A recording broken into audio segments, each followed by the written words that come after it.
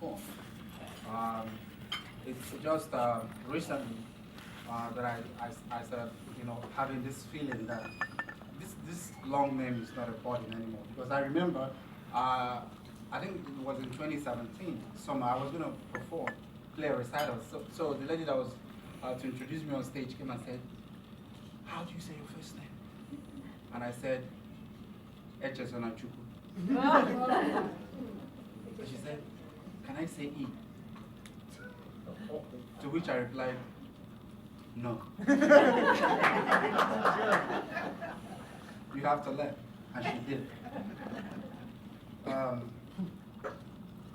I know that in the next few years, I'm going to be a professor here in the United States. And I suspect that the first task I'll have, my first lesson will be to teach my students how to say my name.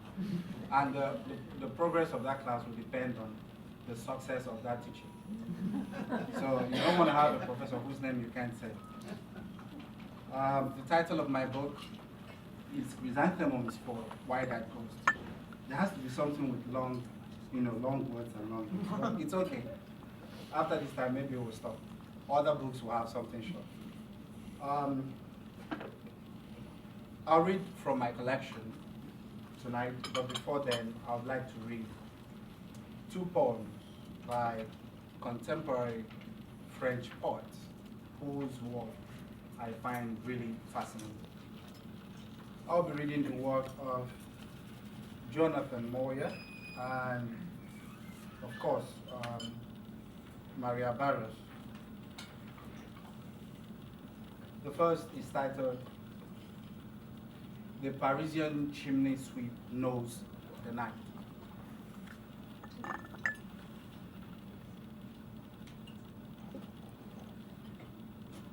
They are ash, they are soup, they are silhouettes against the Paris sky.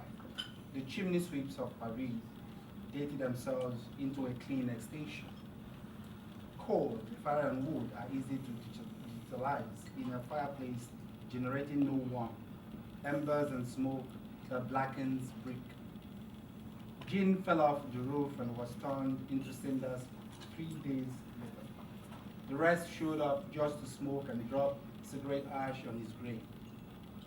A blackened tribute until they sing their brushes over their shoulders, head down, walking fast to sweep the next silo, knowing eventually there will be none.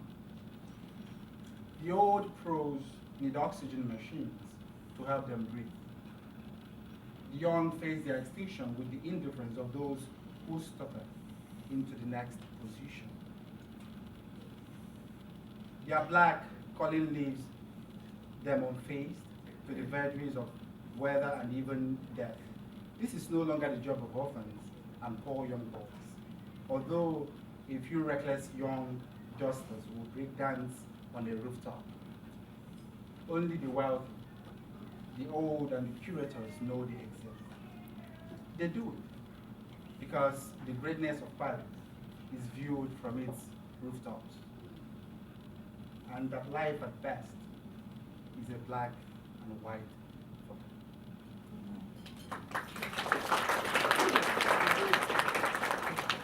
That's a poem by Jonathan Moyer.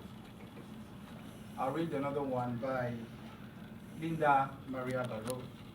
It's titled Mine Horses. The house that nursed you told you perhaps at night the story of mine horses. Mine horses are born and live in the depths. Between gallery walls, one finds their house, their table. There they feed on enormous pieces of darkness of coal. They feed themselves gropingly by lamplight, and like gallery slaves, they blindly pull coal trucks they carry always and forever, as long as a horse's life lasts. They carry life to the surface, but at the surface, in light, they cannot live, not even when they are returned, released from the mind, because they come into the world blindfolded, darkness glued to their foreheads. And like these, they live a little longer, docile, breezes and fragrances make them shiver in the crumbling coal shed in the courtyard of the mine, blindfolded, until they descend once more into the depths. Their house is eternal darkness.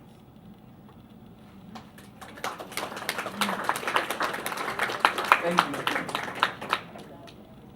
So now, I'll be reading a few poems from my collection, Chrysanthemums for Wide-Eyed Ghosts. In the collection, there are the poems are divided into 7 sections, and each section has a particular theme. And because, of course, when we talk about, Paris, we talk about love, we talk about light, we talk about relationships, we talk about beauty, and a lot of beautiful things of life. I'd like to read, first of all, the introductory, the opening poem, which I call the initiation, after which I'll read maybe 2 love poems, and then read poems about music, and of course, about grief, absence, and death.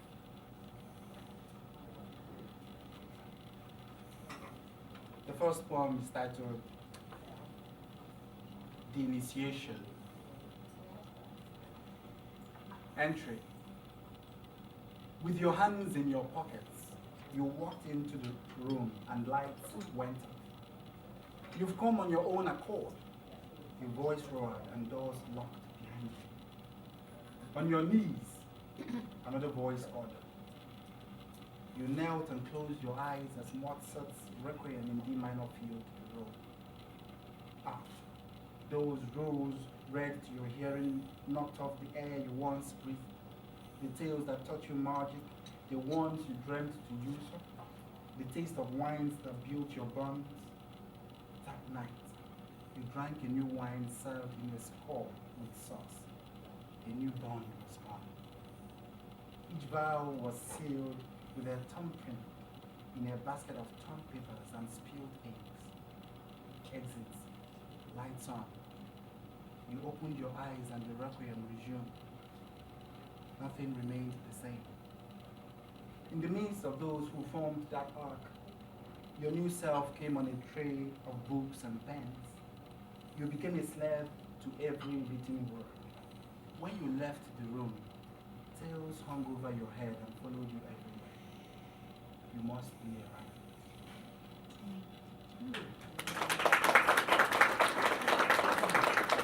That is the initiation. To be a writer or an artist, basically, it requires the effort of community. If you're a writer, you have to be taught. You need editors. You need a community to give your art that the best form that it needs. That's why we have writers' workshops, conferences, and all of that. So sometimes it's a process, and it affects all other areas of life. So you have to go through some form of tutelage to become the final product, in a sense. So I'll read a love poem. The first is titled Flames.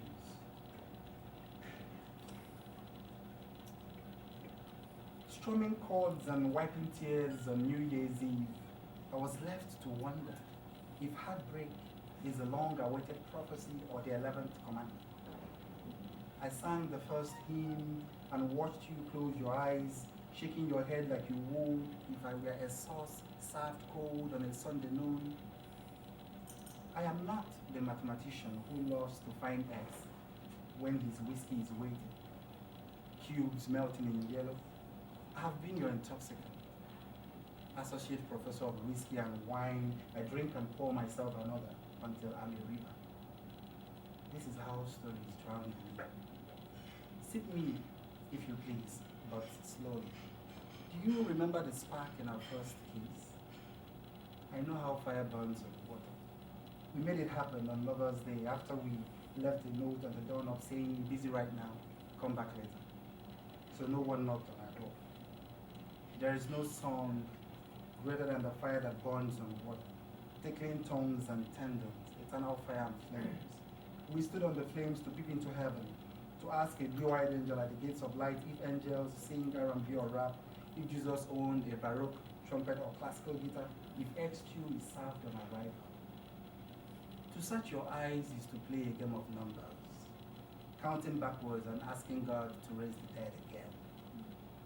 Lazarus was his friend, but so are we, breathless, hoping to hear a voice when we drink our last bottle.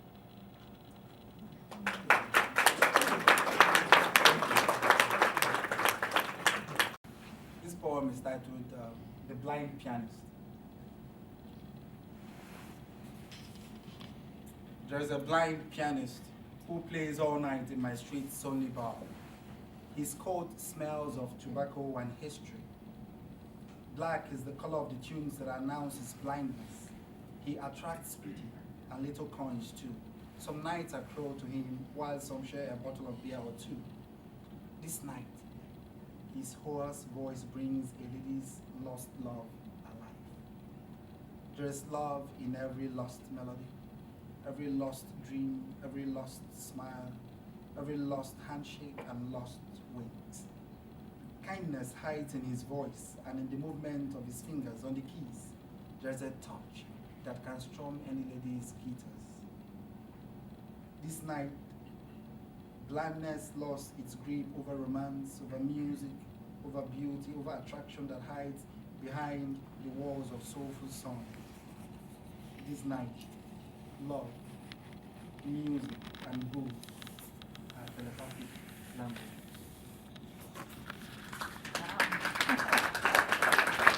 Thank you. Sister's song. Sister sings of a love she hopes to have at 18. This morning, her voice rings out as she washes away last night's nightmares. In the shower, she sings better than Beyonce. She is yet to drink her love, facing cameramen, and a voice saying, tape rolling, 3, 2, 1, action. Her love is in her womb, tapping at the wall which bets this song that kills my power. Birth poems and love poems are sweet communions, she says. Monday mornings are sad poems, I say. Don't sing again. Okay, the title of this book, Chrysanthemums for Wide-Eyed Ghosts, is taken from a poem in the collection. So there is a poem in the collection titled Chrysanthemums for Wide-Eyed Ghosts, and I would like to read that poem.